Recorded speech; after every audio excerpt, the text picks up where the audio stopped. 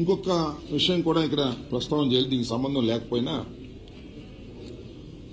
ఈ రోజు తెల్లవారుజామున 3 గంటలకి కిర్లంపూడిలో ముద్రగడ పద్మనాభం గారి ఇంటి మీద దాడి జరిగింది.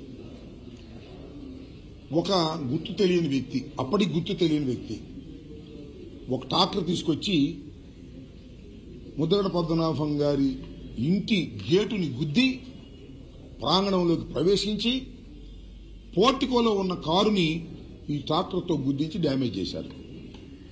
దాంతోపాటు అక్కడ రౌండ్లు వేసి ముద్రగడ పద్మనాభం గారి ఫ్లెక్సీలు, జగన్మోహన్ రెడ్డి గారి ఫ్లెక్సీలు, వారి అబ్బాయి గిరి ఫ్లెక్సీలు కూడా చించేసి ఒక అరాచకమైనటువంటి పరిస్థితిని సృష్టించారు. అతను ఎవరు ఏమిటి అని వెళ్లి అడిగితే నేను పిఠాపురం ఎమ్మెల్యే గారి తాలూకా అని మాట్లాడుతూ ఉన్నాడు. నిజంగానే ఎంక్వైరీ చేస్తే పోలీసులు వచ్చారు, పోలీసులు పట్టించారు.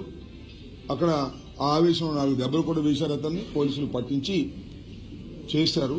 నేను ఈ సందర్భంగా చెప్పదలుచుకుంది ఏంటంటే, పిఠాపురం ఎమ్మెల్యే గారికి మీ ద్వారా విజ్ఞప్తి చేస్తున్నాయ్యా, ఆయన జనసేన కార్యకర్త అని తేల్చారు.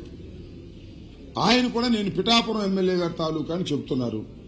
ఇలాంటి దౌర్జన్యాలను మీరు ప్రోత్సహించడం సమంజసం కాదు. కాబట్టి తక్షణమే పిఠాపురం ఎమ్మెల్యే గారు, డిప్యూటీ సీఎం గారు, జనసేన అధ్యక్షులు తక్షణమే దీని మీద స్పందించాలా. మీకు ముద్రగడ పద్మనాభం గారు అంటే గిట్టకపోవచ్చు, ముద్రగడ పద్మనాభం గారు వైసీపీకి ప్రచారం చేయొచ్చు, మీకు వ్యతిరేకం చేయొచ్చు.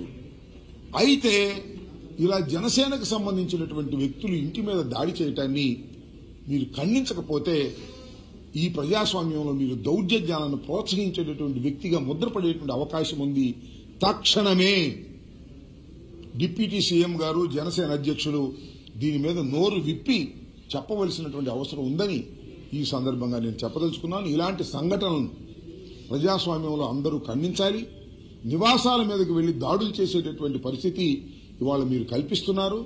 దీనికి కూటమి ప్రభుత్వం బాధ్యత వహించవలసిన అవసరం ఉంటుందని, ఎవరైతే దాడికి పాల్పడ్డారో వారి మీద పోలీసు వారు కఠినమైన చర్యలు తీసుకోవాల్సిందిగా కూడా ఈ నూతనంగా వచ్చినటువంటి డీజీపీ గారికి కూడా నేను మీ ద్వారా విజ్ఞప్తి చేస్తున్నాను.